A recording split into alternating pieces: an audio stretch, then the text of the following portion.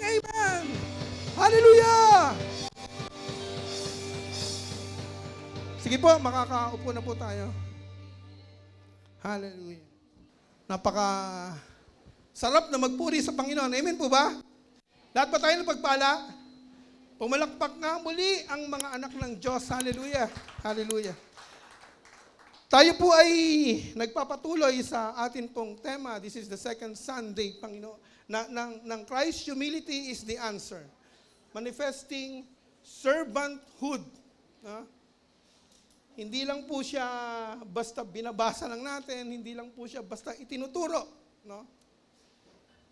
Ito ay dapat na ina-apply ng bawat anak ng Diyos sa kanilang mga buhay. Amen po ba? Our text for this morning, may makikita po natin sa John chapter 13, verse 1 to 15. Medyo mahaba po ito, pero tiyagain po natin basahin. No? Medyo maliliit lang, pero kung may mga Bible po kayo, sundan niyo po ako. No? New International Version po ito. It was just before the Passover festival. Jesus knew that the hour had come for Him to leave this world and go to the Father. No? Alam na ni Jesus yan. No? Bagamat siya'y Diyos, hindi niya equal yung kanyang sarili sa pagiging Diyos. No? Sabihin, hindi niya ginamit yung anuman na meron siya. No? Nung nandun siya sa langit, no? Kundi nagkatawang tao siya, nag-serve. No? Alam niya na malapit na. No? Having loved His own who were in the world, having loved His own who were in the world, He loved them to the end. In verse 2, the evening meal was in progress. And the devil had already prompted Judas, the son of Simon Iscariot, to betray Jesus. No? Ito na. No? Jesus knew that the Father had put all things under His own power. No? Kung ano man yun, no? Hindi kumukontra yung ating Panginoong Jesus. Kasi ang alam niya, ang lahat ng bagay na nangyayari dito sa mundong ito, no? Even siya na nagkatawang tao, ang may control, hindi yung kung sino mang tao, kundi yung makapangyarihang Diyos na nakaupo sa trono na nasa langit. No? And that He had come from God and was returning to God. So He got up, in verse 4, from the meal, took off His outer clothing, and wrapped a towel around His waist. No? After that, He poured water into a basin and began to wash His disciples' feet. Hindi lang niya basta hinugasan. No?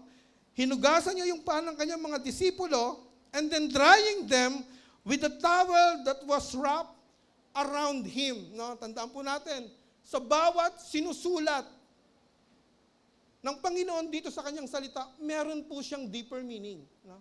Kaya pag binabasa natin, every verse, no, every chapter, dapat binubulay natin. Lord, ano ba yung sinasabi mo rito? Pero titignan mo, no? Drying them with the towel. Bakit pa kailangan sabihin yan? No? That was wrapped around Him. No?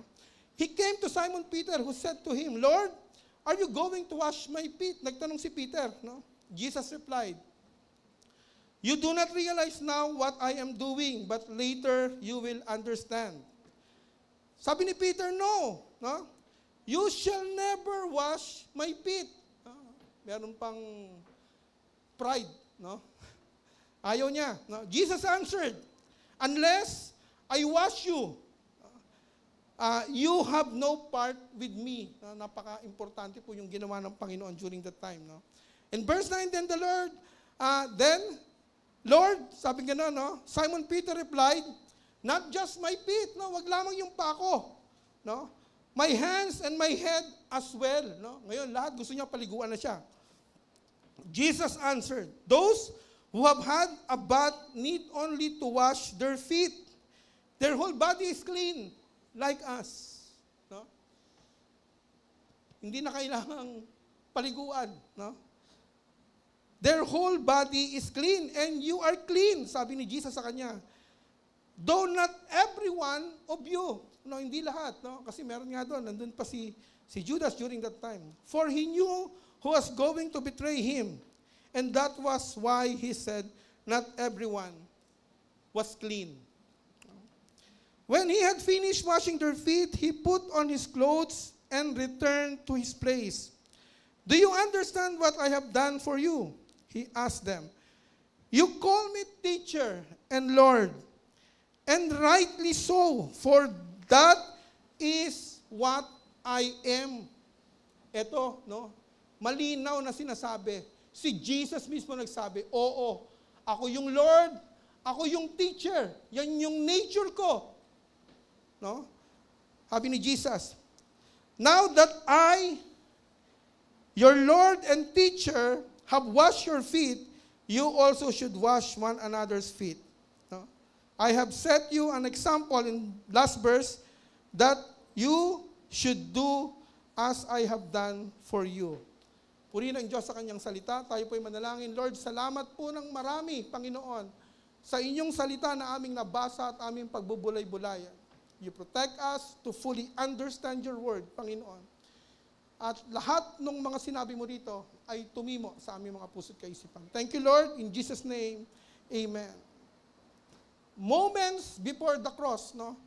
Ito yung malapit ng ipako, yung ating Panginoon. Jesus could have demanded service. No? Pwede siyang, di ba nga yung mga binibitay, tinatanong, ano yung gusto mong kainin? Yung pinakamasarap, no? Lahat ng gusto niya, ibinibigay na kasi bibitayin na siya.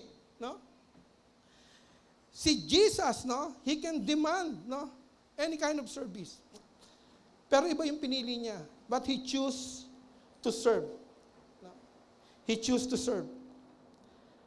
In a culture where foot washing was the job of the lowest servant, yung foot washing, yung paghugas ng paa, hindi ito basta gawain lang ng isang servant. Yung pinaka-lowest, no? Yung pinaka-mababang servant, no? May mga ranggo rin pala yung mga servant. No? Pero yun yung pinakamababa. Yung maghugas ng paa ng kanyang master. No? Foot washing was the job of the lowest servant. No? But Jesus, no, the Son of God, bent down with a towel and a basin. Sino ba si Jesus? He is the King of Kings. He is the Lord of Lords. The Son of God. The name above every name. Pero nag-bend down. Para mag-serve. Lumapag, nagpakumbaba, no? At pumunta dun sa pinaka-mababang uri ng isang servant. No? The towel and basin in John chapter 13 verse 4 to 6 carry profound layers of meaning and symbols. No? Especially when seen in the cultural, spiritual, and symbolic context, no, of Jesus' ministry. Meron po siyang ibig sabihin. Yung towel and basin is a picture of servanthood beyond words. Beyond words, no? In first century ng Jewish and Greco-Roman culture, washing feet was the lowest servant task. Kanina nung nabanggit natin, no? Feet got filthy from walking on dusty roads shared with animals. So the job was reserved for non-Jewish. Hindi ito ibinibigay sa mga Jewish people, no? Kundi doon sa mga slaves, no? Or the most junior servants, no? Yan yung, sa palagay nyo, komportable si Jesus ng ganun, no? Being the King of Kings, being the Lord of Lords, no? But for Jesus, no, the teacher and the Lord, no, to pick up the towel and basin mean voluntarily lowering himself, no? Kung pumunta si Jesus dito ngayon, hindi ba mapabalisa ka rin, maiilang ka, no? Pero yun yung, kasi hindi yun yung ina-expect mo eh. No? Hindi yun yung ina-expect mo na ako, ilang beses ko nang narinig to, pero alam mo habang, nung ako na yung magtuturo, no? Grabe, ano nang ginawa ng ating Panginoon. Lowering himself to a position, no, far beneath what anyone would expect, no. This was a living parable, no, in John chapter 13 verse 14-15. If I, your master, can serve you in the lowest way, you must serve one another without pride and reservation. No.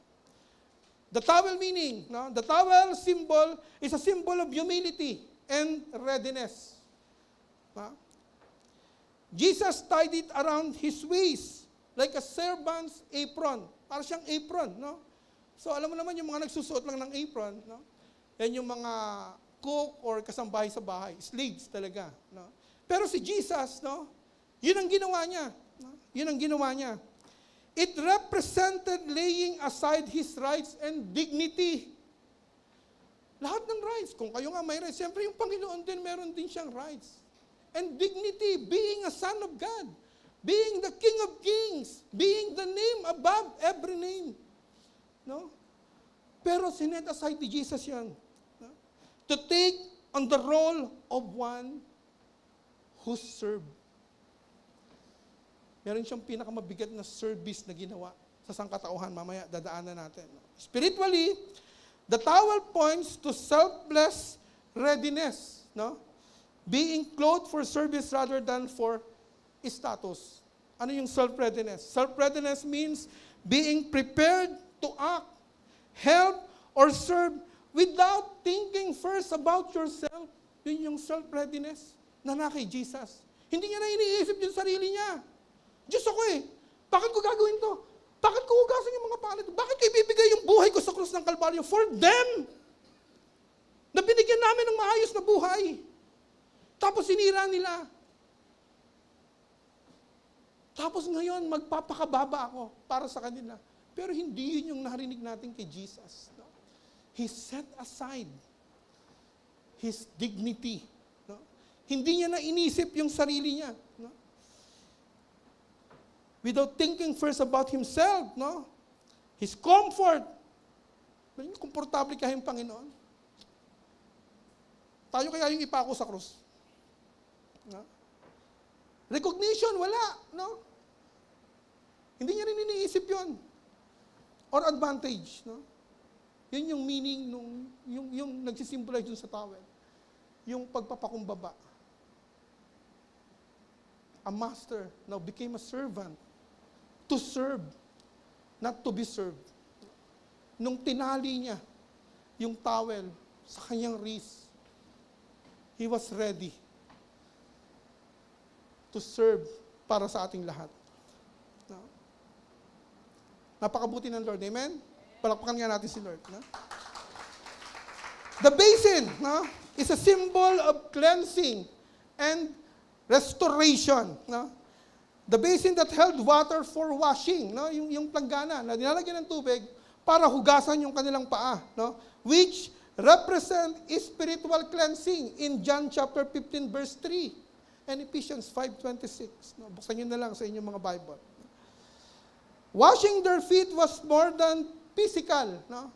It is more than physical, no? Hindi lang siya basta physical, no?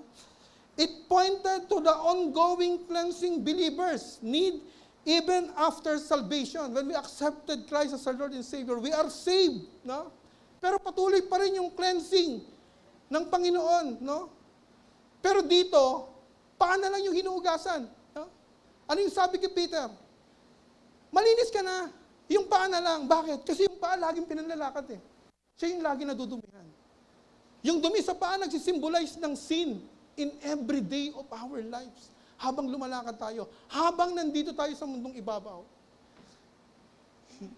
nandun pa rin yung pagkakamali. No? Pero laging nandun yung Panginoon. No? Nire-remind tayo na malinis na tayo. No? Ini-encourage tayo ng Lord na manumbalik lagi sa ating Panginoon. It pointed to the ongoing cleansing believers need even after salvation, removing the daily dust of sin, pride, and worldliness na ating nagagawa. If foreshadowed the cross, no? Ito yung pinoforeshadow niya, yung parating na cross, where Jesus would wash us not with water. Ano yung ipanghuhugas? Para tayo totally malinis, no? Not with water, but with His own blood in Revelation chapter 1, verse 5. No? Buksan nyo na lang po. No? Minamadali ko lang. No? Kasi medyo mahaba po ito. No? So, yun po yung sinisimbolize ng towel. The towel symbolize of humility and readiness of Jesus. No? And the basis symbolizes of cleansing and restoration, no? Nung kanyang mga alagad. Kung ginawa yan noon ginawa na rin sa atin ni Jesus yan ngayon. Pero ang maganda lang, no? Ang maganda, yung ginawa ni Jesus natapos na 2,000 years ago. Nakuha na natin yung cleansing, nakuha na natin yung restoration. Kaya wag na tayong magpakarumi. Though may time na nadadapa tayo, pero it doesn't mean na mananatili tayong nakadapa. Kailangan nating manumbalik sa ating Panginoon. No? Ito yung contrast dito sa mundong ating ginagalawan. In their culture, no, leaders expected to be served. No? Yung mga Pharisee, no? Yung mga Sadducee, no? Yung mga leaders, mga Jewish leaders during that time, they expected service. Hindi nila to magagawa. No? But Jesus redefined greatness. Kasi akala ng mga tao na to, they are great. No? They think they are the servant of God. Pero si Jesus, nire-define niya yung greatness. Ano yung sabi ni Jesus sa Matthew chapter 23, verse 11? The greatest among you will be your servant. No? Sabi mo nga sa katabi mo, servant ka? You are great. No? So kailangan kang maging servant. Tinawag tayong lahat ng Panginoon, hindi para pagsilbihan, kundi maging servant sa mga taong hindi pa nakakakilala sa Diyos. Amen po ba? No?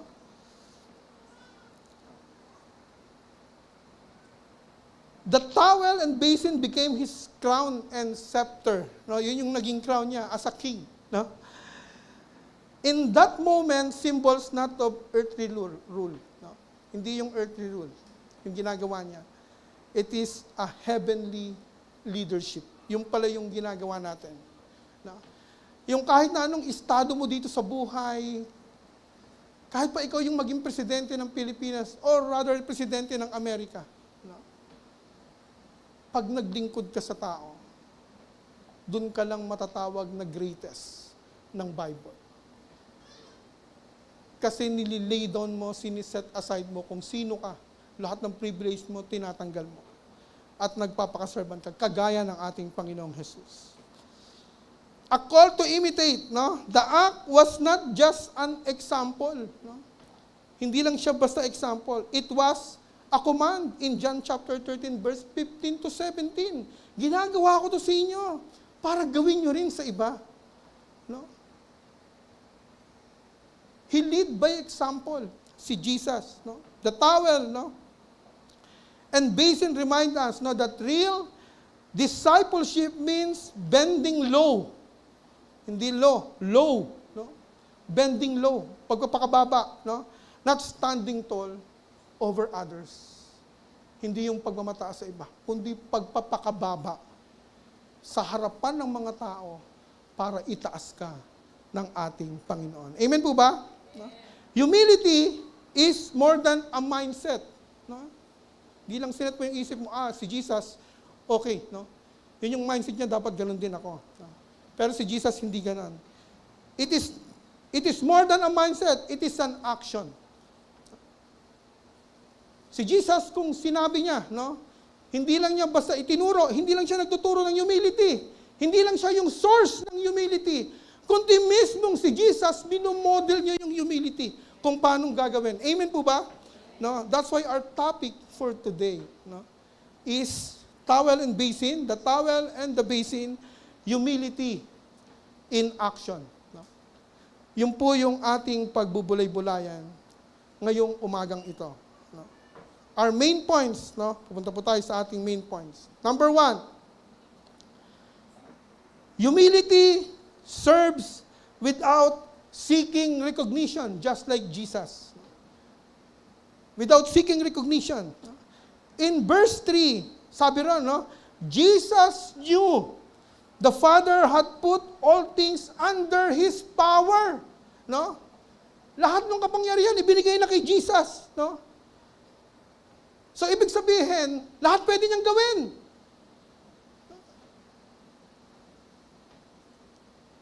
Hindi niya kailangang mag-serve. Bakit? No? Nasa kanya nga lahat ng power and authority, binigay na ng Diyos, Ama na nasa langit. Habang naririto siya. Pero hindi, ano yung ginawa ng ating Panginoon? He served, no? In John 13:3 tells us, Jesus knew the Father had put all things under His power, yet instead of using His authority to command service, no? To command service. Pagsilbihan niyo ako, no? He used it to serve. Yung ibinigay sa kanyang authority, yung ibinigay sa kanyang power, hindi niya ginamit to command service. Paglingkuran niyo ako, lahat kayo dito lumuhod, mag-serve kayo sa akin, hugasan niyo yung pako. Hindi, no? Ginamit niya yung authority na binigay ng Ama para magsilbi. To become servant, no? Hindi para pagsilbihan. Grabe yung Panginoon, no? True humility isn't insecure, no? It's secure enough to stoop down. People who are insecure in their identity often need recognition. Ganun nga yung mga tao no? Yung hindi mo secure yung identity mo, kaya pag meron kang ginawa, gusto mo laging nare-recognize ka, lagi kang pinupuri, lagi kang pinapalakpakan. Pero si Jesus, hindi po siya ganun. No? The Son of God, no? But Jesus was secure in who He was. Kasi alam niya na bakit ko kailangan ng palakpak? Bakit ko kailangan ng recognition? Kilala ko yung sarili ko. I am the Son of God. I am the King of Kings. All authority had given to me. No? Hindi ko kailangan kung ayaw niyo sa akin, kung ayaw niyo akong palakpakan, it's okay. No?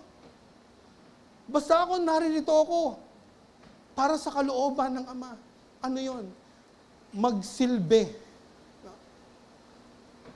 2,000 years ago, ginawa po ito ni Jesus. Pero yung pangalawang pagbabalik niya, huwag nyo nang i-expect na ganun uli yung gagawin niya. The second coming of Christ, no, ay naririto siya, babalik siya para humatol na. Kaya habang nandito pa tayo, let's take this privilege and opportunity na maglingkod sa ating Panginoon, kagaya nung ginawa niya. No? Amen po ba? So He didn't need applause to serve. No? Imagine a king quietly sweeping the palace. Halimbawa, meron kang nakitang hari. May corona. No? Nagmamap sa loob ng palace floor. No? He doesn't need to prove he's a king. Kasi nga, obvious naman no? Nahari siya. No? His identity is already secure. So dapat ganun din tayo. Hindi natin kailangan ng recognition, hindi natin kailangan na kikilos ka para lang ma-please yung mga tao. Hindi tayo people pleaser. No? Kaya nga even in our workplace, even dun sa ating school, even sa ating church, sa ating community, especially sa ating house, sa ating home, kumikilos tayo kahit nandyan yung boss natin o wala man. No? Hindi tayo nag-cheat sa ating pag-aaral. Kasi alam natin hindi malulugod yung ating Panginoon. Hindi tayo nag-cheat sa ating asawa. Dahil alam natin hindi nalulugod ang ating Panginoon. No?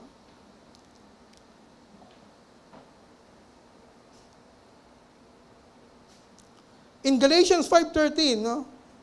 Sabi rito, serve one another humbly in love. Yun po yung gusto ng ating Panginoon. Tayo, inatasan tayo ng Panginoon habang naririto tayo to serve one another humbly. Yung merong pagpapakumbaba in love. No? Walang pagmamataas sa isa. Alam niyo, sa totoo lang, no?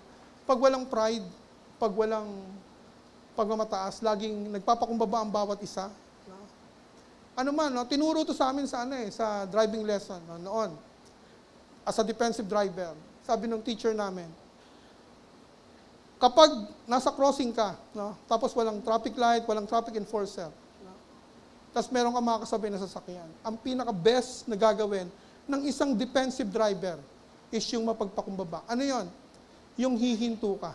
Regardless kung yun ay right of way mo. Regardless kung tama ka. No? Kasi pag ginawa mo yon, malayo ka sa aksidente. No? Hindi yung dire-diretso ka, pag nabangga ka, bakit tama ako eh? Kasalanan niya yun. No? Minsan, mas mabuti yung maging mabuti kesa maging tama. Kasi pag naging mabuti ka, dun nalulugod ng Lord. Sa mga taong nagpapakumbaba, ay itinataas ng Diyos. Amen po ba? Palakpakan nga natin si Lord. No? Challenge. Paki-post nga po. Pwede ba akong magbigay ng assignment? Okay lang? No? I challenge you. No? Hindi lang kayo. Pati ako. No? Ito po yung challenge. Ask yourself this week, itong darating na linggo, would I still do this act of service if no one noticed or thanked me? No? Gawin natin, no? Sometimes, magbigay tayo ng kahit na maliit o malaking tulong. No? Yung wala nakakaalam. No? If the answer is yes, no? That's humility in action. Humility at work. No? Yung nagsisilbi ka, may nakakakita man o wala, hindi ka naghihintay ng recognition, not even applause. Kahit na pasasalamat, no? Huwag ka na magalit. Ito naman, tinulungan. Hindi nga magpasalamat. Tapos nagalit pa dun sa binigay ko. No? Okay lang yun. No? Kasi yung nakakakita ng mabuting ginagawa mo, no? Yung ginagawa mong mabuti, sa kapwa mo na hindi nakikita ng ibang tao, nakikita yan ng Ama mong nasa langit na hindi mo nakikita. Amen po ba? Ang Diyos ang magbibigay ng reward sa atin if you are doing humility in action. Amen po ba? Purihin ng Diyos. Palakpakan nga natin ang ating Panginoon. Ito, palakpakan natin si Jesus. Number 2. Ano ba to? Number 2, if you are doing humility in action, humility breaks down barriers. Amen? Nakukuha pa natin? No? May barriers talaga eh. No? Now, in verse 4 to 5, no? Sa chapter 13 ng John, foot washing was a task reserved for the lowest servant. Yun po yung pinag-usapan natin kanina. No? Yet, Jesus, no? The teacher and Lord, no? Sabi dito sa verse na yon, stooped down to do it for His disciples. No? This act shattered cultural norms, social hierarchies, and personal comfort zone. No? Ano yung shattered cultural norms? No? In the first century, Jewish and Greco-Roman world, washing feet was considered a lowly menial chore, no? Yung pinakamababang trabaho, no? It was reserved for the lowest household servants, no? Kagaya ng pinag-uusapan natin kanina. Often non-Jews or slaves, no? Yung mga rabbis nga, yung mga leaders or teachers would never be expected to do it. Ayaw nila, no? Diri sila sa mga ganung gawain. Kaya nga sila maraming servants, no? By taking the towel and basin, Jesus broke the unwritten rule, no, that a leader's dignity must be preserved at all costs. Kahit na ano yung magiging cost sa ginagawa natin kapag naglilingkod tayo sa Panginoon. If you are serving others, no, pag naglilingkod ka sa kapwa mo mananampalataya, pag naglilingkod ka sa mga tao na nangangailangan, or even you are in the government, sa trabaho mo, sa school mo, sa bahay mo, you are doing that for God's glory. Nabibigyan ng kaluwalhatian ang ating Panginoon. No? He redefined leadership as a service, not a privilege. Kung leader ka, hindi yan privilege. Service yan. Once you become leader, especially sa church, no? Pag naging leader ka rito, hindi yan pribilehiyo na para kang diktador. Na yan ang gawin mo, kahit na hindi basta yan, no? Naalala ko dati, nung umattend ako ng Praise and Worship Seminar sa Saudi, no? Sabi nung nagtuturo, alam ko, sinulat niya na sa libro tong training namin.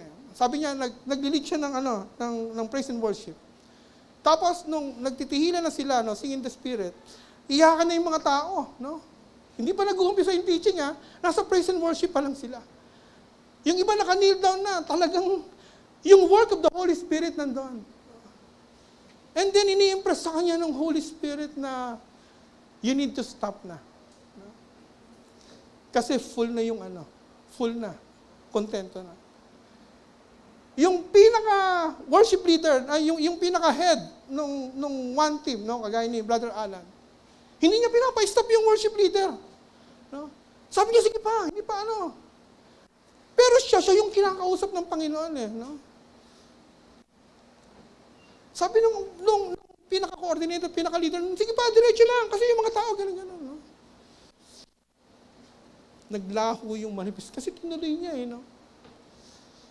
Yun yung, pero dito, hindi ganyan yung aming leader, at hindi ganyan yung mga leader ng JILDB. Si Brother Alan, once na tumayo ka rito, ikaw yung worship leader, you are the boss, no? Pero mas may boss pa si Jesus. At doon ka susunod. Kung ano yung conviction ng Holy Spirit, doon ka susunod. No? Pag ikaw yung inassign ng worship leader. Ganun yung nangyari. No? Hindi siya dictatorship. No? Hindi siya privilege. If you become leader, lalo na sa church, ang tawag doon ay servanthood. No? Ganun ni-redefine ni Jesus. No? Yung leadership.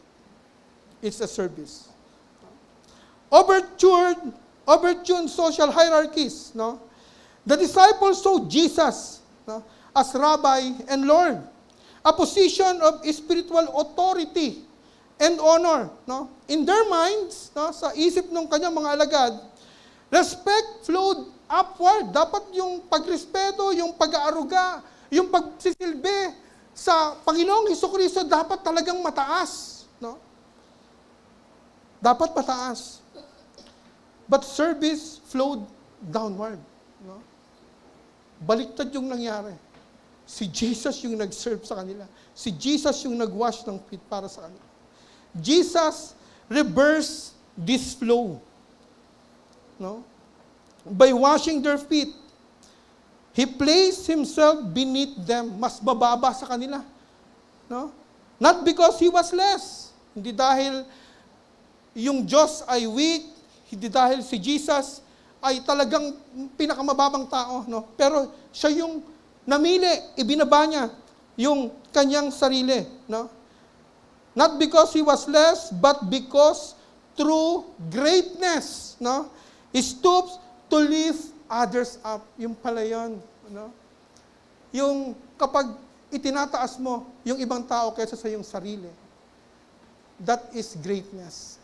Because you are truly a servant of God. Amen po ba? Palakpakan nga natin si Lord. Ha? Hindi ka na po promote at the expense of others. No? O meron kang natatapakan.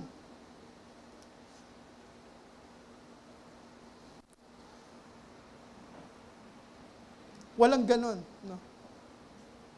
Ang importante sa atin ay yung makapagbigay tayo ng kalwalhatian sa ating Panginoon. Now, if you do that sa ayaw at sa gusto mo, the blessing will overflow, hindi lang sa'yo, kundi sa buong pamilya mo. Pati dun sa mga tao na malapit sa'yo. Amen po ba? Palakpakan natin si Lord. Hallelujah. Ano naman yung challenge personal comfort zones? No? Ito yon, no? This was uncomfortable for everyone involved. No? Komportable ka ba na hugasan yung paa? No? Halimbawa, si Brother Alan, siya yung head ng one. No? Hugasan niya yung paa ni Aldrin. Tapos si Aldrin galing sa putikan. Huhubarin niya na. Talaga to. Hindi pa, sample lang. Para naguhubad na kasi nakita niya si Alan doon eh. Tama-tama, may tubig oh. Now, komportable ba yan? No? But for Jesus, it meant physically stooping, touching dirty feet, and embracing the posture of a servant. No? Masaya siyang ginagawa yan. No? I mean, komportable kaya yung maghugas ng paa? Komportable kaya yung ipako ka sa krus? Anong komportable doon? Komportable kaya yung bugbugin ka? In spite doon sa kabutihan mo, nagpagaling ka ng mga may sakit, no? Nagpakain ka ng libo-libong tao out of nothing, no? Tapos yung mga taong ginawa mo ng kabutihan, yun yung nagko-convict sa iyo. Crucify Him!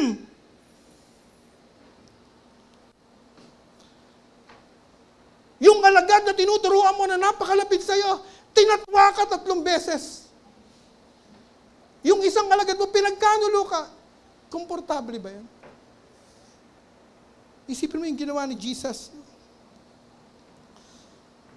Hindi po siya komportable. Si Jesus, lumabas siya dun sa comfort zone niya. Para maging servant. Para magsilbi sa atin. Kaya tayo nandito ngayon. We are saved. Dati papunta tayo sa impyerno. Because of Jesus' service and love. No? Ngayon, lahat tayo papunta ng langit. Pumalakpan kayo mga papunta ng langit. Mabuti ang Diyos, di ba? Lahat ng blessing natatanggap mo. Dati parang suntok sa buwan. Mapagkakaasya ko itong kinikita ko sa isang buwan. Ayun na naman si Aling Judith. No? Pero ngayon, yun ang difference, no? Ano man yung dumating sa atin, pinagpapasalamat natin. Why? Kasi meron tayong Diyos na pinakamayaman. Ano mang sakit meron tayo, hindi tayo nababother. Bakit? Kasi meron tayong Diyos na makapangyarihan na kayang magpagaling ng kahit na anong uri ng karamdaman. Amen? Ni kamatayan, hindi natin kinatatakutan. Why? Kasi alam natin kung saan tayo pupunta. Not unless otherwise, meron dito, hindi alam kung saan sila pupunta. Lahat ba tayo, pag namatay, alam natin kung saan tayo pupunta? Saan? Sa langit. Walang pero-pero. No? Bakit sa langit? Kasi mabuting hindi. Kaya tayo makakarating sa langit because of Jesus. Niligtas tayo ng ating Panginoon. For the disciples, it exposed their pride and discomfort in receiving humble service from someone they thought should be above such act. Kita nyo, nung ginawa ni Jesus yon, nalantad sa katotohanan yung kanilang buhay. No? Na nahihiya ako. Karapat dapat ba akong pagsilbihan ng Panginoon? No? Ano ba yung pwede kong ibalik sa Lord? Wala. Kundi gumaya ka sa Kanya. Kung paano Kanyang pinagsilbihan. Ganun din dapat yung ating gagawin. Sa ating mga kapwa mananampalataya, sa mga tao sa ating paligid, na sa tingin mo hindi ka mahal-mahal o walang rights para mahalin, yun ang gustong-gusto ng Diyos na dapat nating pinupuntahan at minamahal. Amen po ba? Kasi yun yung ginawa sa atin ng Panginoon. Hindi naman tayo karapat-dapat eh. Pero ganun pa rin yung ginawa ng Lord. No? The act forced them to rethink their values. No? Pag ginawa mo yan, naisip nila yung values nila. No? What leadership, honor, and love truly mean. Yung pala yung ibig sabihin. No? Humility bridges, no? Divides, no? Between leaders and followers, rich and poor, strong and weak. No? Yun yung sinasabi niya. Humility has the power to bridge divides, no? Yung minsan, yung pagmamataas, no? Kahit nga yung mga Christians, no? Hindi. Kailangan ito lang yung dapat na silang pumunta diyan, no? Merong division, no? Pero kapag ikaw nagpakababa, nagpakumbaba, yung power ng humility create bridges para mawala yung division. It reaches across line of rank, wealth, education, and status. It connects leader to follower. No? Nagkakaroon ng connection yung leader at saka follower. If humility is there, no? Rich to poor, no? Sa isang church, wala nang mayaman, mahirap dito. Kapag katapos ng gawain lahat, makikita mo, nagliligpit ng bangko, lahat naglilinis, no? Regardless kung anong estado mo sa buhay. No? Strong to weak, no? Think of a tall wall that separates two people, no? Pride stacks the bricks higher. Yung pride, no? Yan yung wall, no? But humility, pero pag merong humility, begins removing them one by one, no? Until both stands face to face. We as Christians, no? Hindi tayo nagki-create ng wall. No? Kaya nga wala tayong pinipiling puntahan. Wala tayong pinipiling katukin. Mayaman man yan o mahirap, nasa kali man yan namamalimos, we need to talk to them. We need to introduce salvation. We need to introduce them Jesus. No? Kasi yun yung buhay natin. Yung talagang naglilingkod sa ating Panginoon. No? In Philippians 2:7, no, He made Himself nothing, taking the real nature of a servant, being made in human likeness. Si Jesus, no? Diyos ako. Tao ka lang. Pero wala ang wall, tinanggal ni Jesus yun. Paano niya tinanggal? Being God, became a servant. Nagpakababa. No? At yun yung kailangan natin tularan. Yun yung gustong-gusto ng Diyos na tinutularan natin. No? In our application, humility says, I am willing to come down to where you are. No? Yung, kung ikaw yung mataas, minsan nahihiya pa yan na lumapit sa'yo, di ba? Halimbawa, may estado ka sa buhay. No? Pag medyo low level, o kaya hindi yan lumalapit, ikaw na yung bumaba, kagaya ng ginawa ng ating Panginoon. No? Humility says, I am willing to come down to where you are, to understand you, to serve you, even if it means closing unacceptable o uncomfortable boundaries. Hindi komportable yung nangyari kay Jesus. Pero mas pinili niya yung maglingkod kesa paglingkuran. Kaya nga tayo nandito ngayon. Amen po ba? Palakpakan natin si Jesus.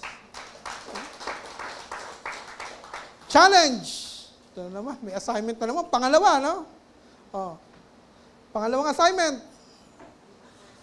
This week, no? Look for someone outside your unusual circle. No? Your usual circle, sorry. Your usual circle. Look for someone outside your usual circle. No? So, hindi dun sa family mo, sa iba, kapitbahay mo. No? Someone you normally wouldn't talk to. No? Yung mga kapitbahay mo na like ang chinichismis. No? Like ang konting bagay, inaaway ka. Pag dumaan ka, nakasimango, ano ba yan? Banal na aso, santong kabayo, daladala mo yung Bible, no? Pinaparinggan ka ng gano'n. Kailangan mong lapitan. Kahit itong mga tao na to hindi ka ibig-ibig, kahit itong mga tao na to hindi deserve sa iyong pagpapakumbaba, you need to come to them. Because that was humility says. Amen? No? And show them kindness and service in Christ's name. No? Halimbawa sa bahay mo, no? Oh. Yung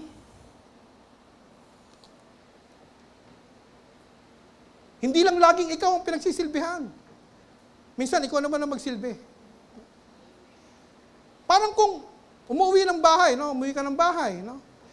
Lagi kang pinaghahain ng pagkain ng misis mo, nagluluto, gano'n, pinagtitimpla ka na, pinupunasan yung likod mo. Baliktarin mo naman. Minsan ikaw naman ang gumawa nun, no? Pero yung mga tatay na gano'n na yung ginagawa, huwag nyo nang baguhin.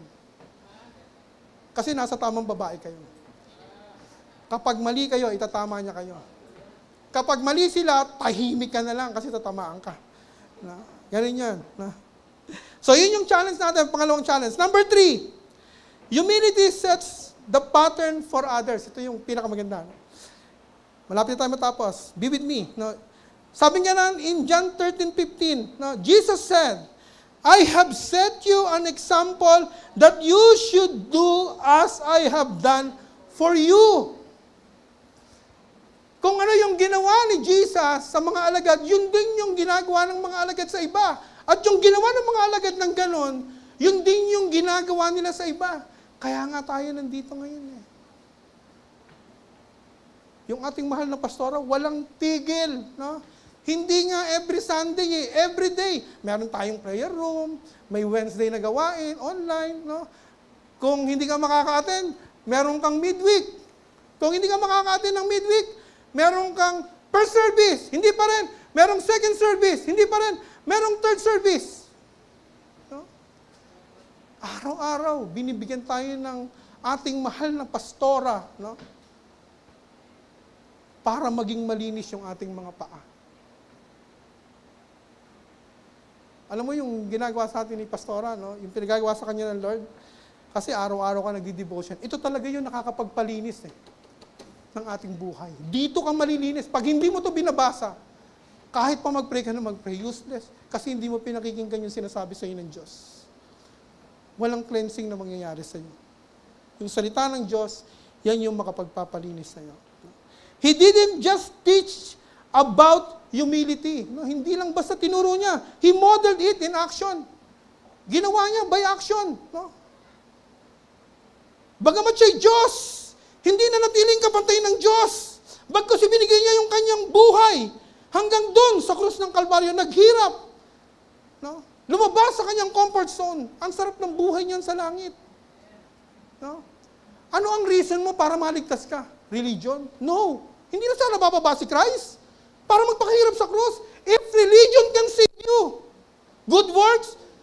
No. In Ephesians 2:8 and 9, Titus 3:5, hindi bababa si Jesus. Kung yung good works, maliligtas ka. I'm not saying masamang gumawa ng good works. Ang sinasabi ko, alisin mo yung pride. We need Jesus to be saved. Yan ang repentance. Yung hindi mo kayang gawin, yun yung kayang gawin ng ating Diyos. No? Minodelled niya yung humility. Humility multiplies, no? When leaders serve, others follows. Di ba? Kaya nga may mga leaders dito eh. Dami, no? Sabi mo sa katabi mo, you are leaders. Sabi mo, wag ka mahiya, wag ka matakot. Sabi mo, you are leaders.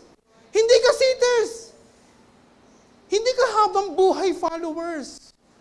If you lead by examples, everyone follows. Nagmumultiply yung mga leaders. No? Hindi mahihirapan yung ating mahal na pastora. No? Huwag kang tumanggi. Pag inasign ka. No? Pag nagbigay na ng schedule, huwag lang papalit-palit. Maliban na lang kung halimbawa emergency, naghihingalo ka ng ospital. Siyempre, hindi ka na pwede magturo. Alam nga naman, nandun ka na, lalabas ka, nakadextrose ka, magpapaawit ka rito. Hindi ka pa papasukin nila Ninong Roque dyan sa labas. No? Yung mga ganon, no? That is humility. Humility is contagious. When leaders serve, those around them are inspired to do the same. No? Serving creates a culture where to task is beneath anyone. In simple illustration, in a relay race, no, the runner who passes the baton first sets the pace for the real rest of the team. Yung 100 meter, no, tatakbo sila, halimbawa 5 sila. Pagka yung baton inabot sa isa, siya naman yung tatakbo, no? Siya naman yung tatakbo. So, nagdidepende yung victory nyo dun sa nauna. No? At saka sa pangalawa, kailangan mabilis sila. Si Jesus, no? Siya yung unang-una. Nag-lead by example, hindi siya huminto. Kahit na anong ginagawa ng mga tao, andun yung pagpapakasakit ng Panginoon. Kahit na hindi sila kaibig-ibig, nandun yung pag-ibig ng Diyos. Kahit na hindi sila kapatapatawad, nandun yung pagpapatawad ng Panginoon. He never stopped serving people. Kaya dapat ganun din tayo. Pagtiyagaan natin ang mga tao, magsilbi tayo para madala natin sila sa Panginoon. Kahit na pagkatok mo ng bahay, busy ako, no? Follow up mo. Ay, hindi ako makakatin kasi maglalaba ako eh. No? Kung may pera ka, bilang mo ng watching o maglaba ka ng Sabado. No? Magdadahilan niya, ang problema namin tubig. Pangalaman mo ng tubig doon. Kapit-bahay mo, o ito tubig, maglaba ka. Para maka-attend. That is service. Exaggerated. Pero ang sinasabi ko lang, we need to extend yung ating kamay. Dahil ganun yung ginawa ng Panginoon.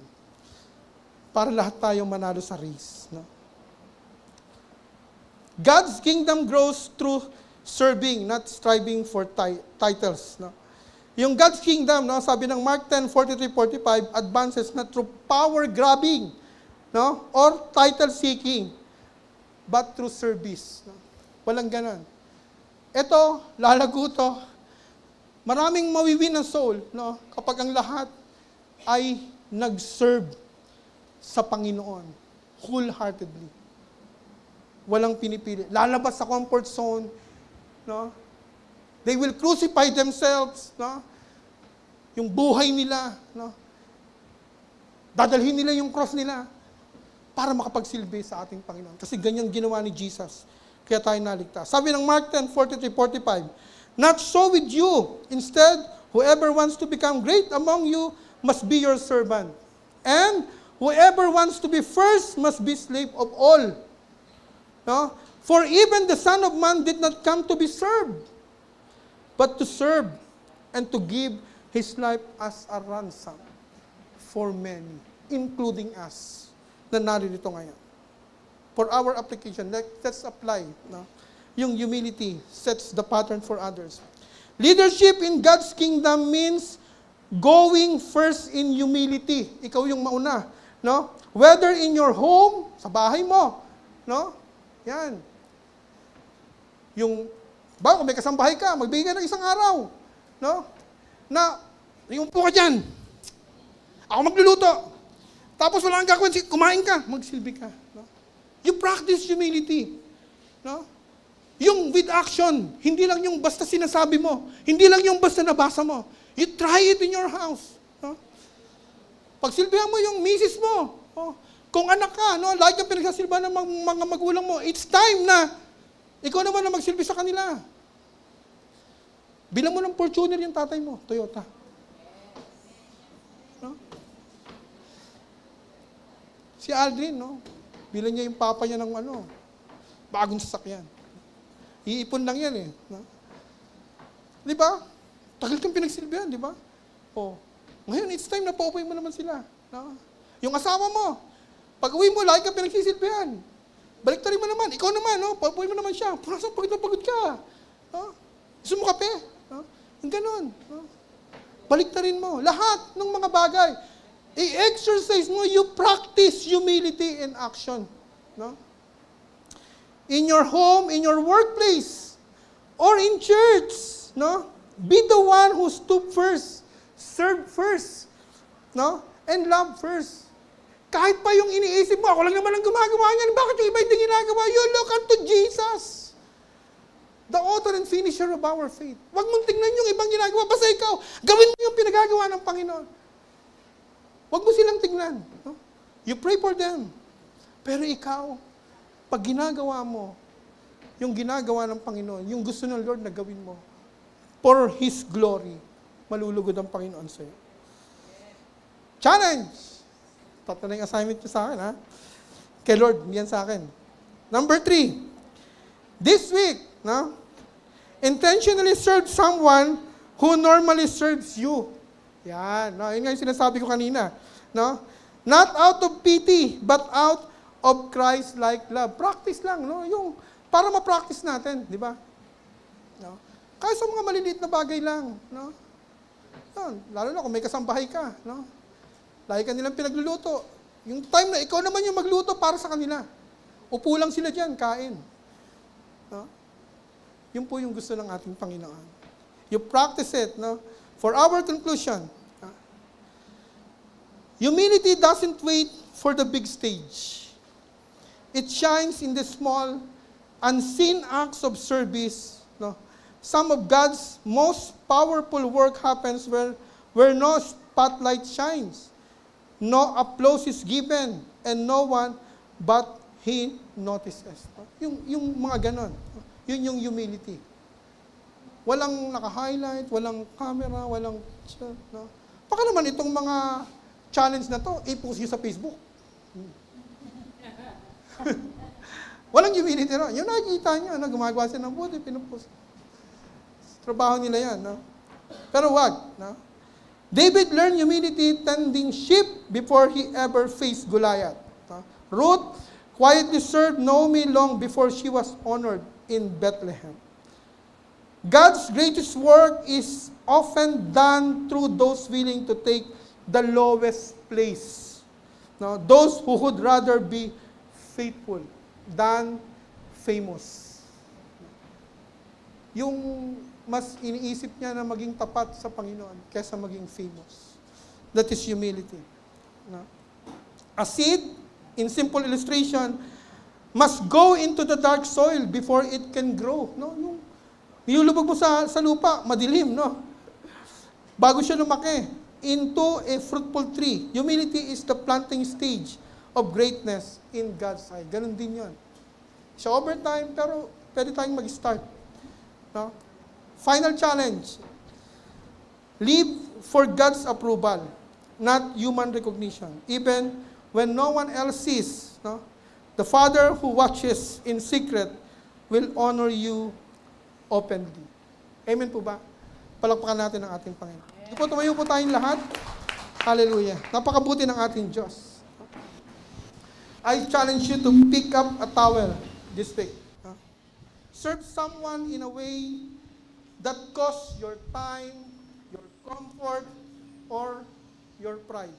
But remember, Jesus stooped to serve us so we could rise to serve others. Amen po ba? Bago po tayo manalangin, tayo po ay umawit sa ating Panginoon. Standing in awe of your grace,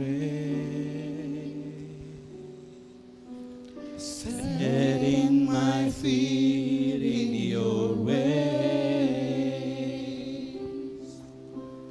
unfailing into your presence, to behold you face to face. God of heaven, God of heaven and earth, holding me in your embrace, unfading love that surrounds me. Oh God, I stand.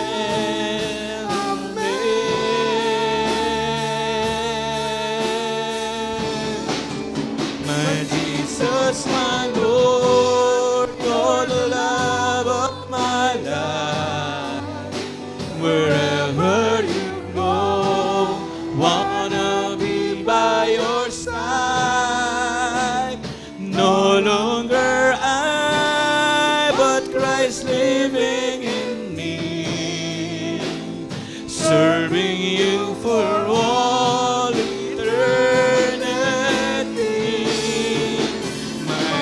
set on you in this race that I run. No longer my ways, let your will be done. Make me a servant, my heart's ever true. Clinging to the cross, I follow. My eyes set on you.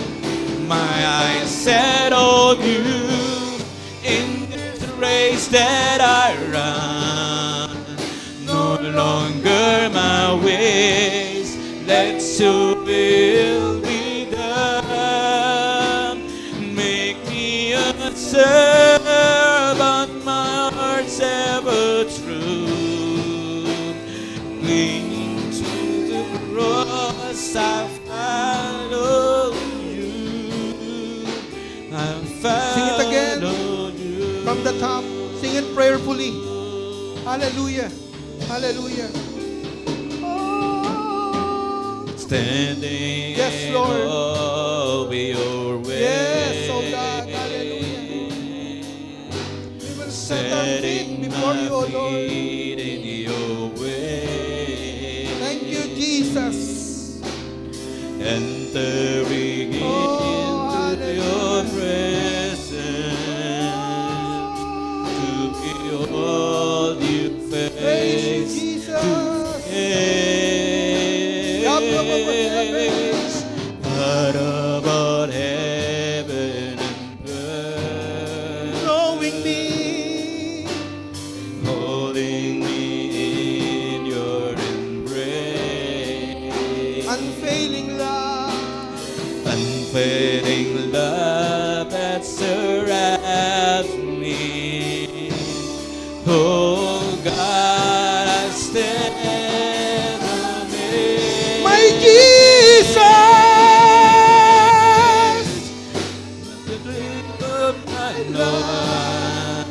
No longer my way.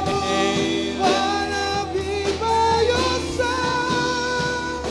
Make No longer I, but Christ living in me. Serving you for all eternity. My life set on you. my eyes set on In this race that I run. no longer my ways. Let your will be done. Make me a servant, my heart's ever true. My eyes set on you for the last time. My eyes set on you. My eyes set on you. In this race that I run. No longer my Yes, way. Lord. Let your My will eyes set on be you. done. Make us a servant of God right now. Create us the heart of a servant. Hallelujah. Clinging to the cross, Hallelujah. I We follow you, Lord follow. God. I follow you. Yes, Lord. Father, sa umagang ito, Panginoon, O Diyos, naririto kami sa inyong harapan, Panginoon, O Lord God. Because of what you have done, Panginoon. Because of your service, Panginoon. You became servant, Panginoon, O Lord, para maglingkod sa bawat isa na naririto, Panginoon, O Diyos. Ikaw ay Diyos, bagamat ikaw ay Diyos, hindi mo ninais na maging co-equal ng Diyos. Ikaw ay sumunod, Panginoon, O Diyos, hanggang sa mamatay sa krus ng Kalbaryo. For us to be saved. For us to be redeemed, Panginoon, O Diyos. Walang makahihigit, Panginoon, sa iyong greatness, O Lord. Binaliwala mo ang iyong sarili, Panginoon, O Diyos. Sinet aside mo ang iyong dignity, ang iyong mga privileges, Panginoon, O Diyos, para magsilbi, hindi para pagsilbihan, Panginoon. You are the King of Kings, Lord God. You are the Lord of Lords. Your name is above every name, Panginoon, O Lord God. Napakabuti mo, Panginoon. Ang lahat ng yan ay isinantabi mo, Panginoon, O Diyos, upang ikaw ay maglingkod. Salamat ng marami, Panginoon, for your service, O God. For your love, Panginoon, O Diyos. Lord, sa umagang ito, create us a heart of a servant, Panginoon, O Diyos. Yung hindi lang namin alam, hindi lang namin nabasa, hindi lang namin itinuturo, Panginoon, ang pagpapakumbaba, Panginoon, O Diyos. Ang pagpapakababa, ito ay aming magawa, Panginoon, O Lord God. Tulungan mo ang bawat isa, Panginoon, O Lord God, na laging nagpapakababa sa harapan ng iba upang maitaas mo kami sa harapan ng iyong amang nasa langit, Panginoon, O Diyos. Alisin mo ang anumang pride, Panginoon. We surrender all our pride, Panginoon, O Diyos. Sa aming mga puso, anumang pagmamataas, Panginoon, O Lord God. ay isinusuko namin sa iyo in the name of Jesus. Ang aming puso ay bigyan mo ng humble heart, Panginoon o Diyos. Shatter their hearts, Panginoon o Lord God. Ayusin mo ang aming buhay, Panginoon o Lord God. Na laging wala kaming iniisip kundi yung mapaglingkurang at makapagsilbi sa iba kagaya ng ginawa mo sa amin, Panginoon o Lord God. Lord, sa umagang ito, Panginoon o Diyos, all of power and authority ay ibinigay sa iyo ng Panginoon.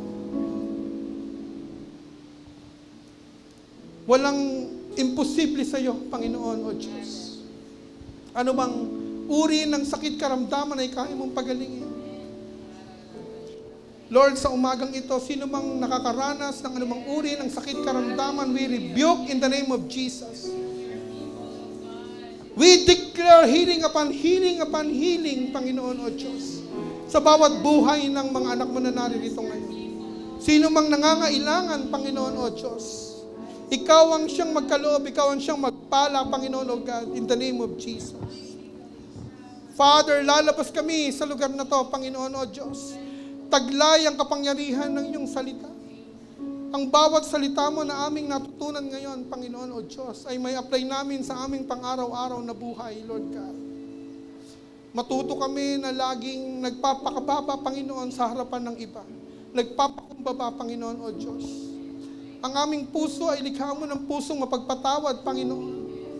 Maaring ang iba sa amin meron pang mga hinanakit, Lord God, mga unforgiving spirit. Father, in the name of Jesus, you touch your people's heart, Panginoon o Diyos, na magkaroon ng pagpapatawad, Lord God, kagaya ng pagpapatawad mo sa amin, Ama. In the name of Jesus. Ikaw ang mag-control ng aming buhay, Panginoon o Lord God. Huwag mong hayaan na manatili sa amin ang laging merong superiority, Panginoon o Diyos. Huwag mong hayaan na ang aming buhay ay laging merong pagmamataas, Panginoon o God, in the name of Jesus. Likhaan mo kami ng puso mapaglingkod, Panginoon o Diyos. A heart of a servant, Panginoon, ay pagkaloob mo sa amin, Ama, in the name of Jesus. Salamat ng marami, Panginoon o Diyos, sa iyong presensya sa umagang ito. Amin pong maingat na ibinabalik ang pinakamataas na papurit pagsamba. Ito ang aming dalangin sa pangalan ni Jesus. Ang lahat ay magsabi ng Amen and Amen.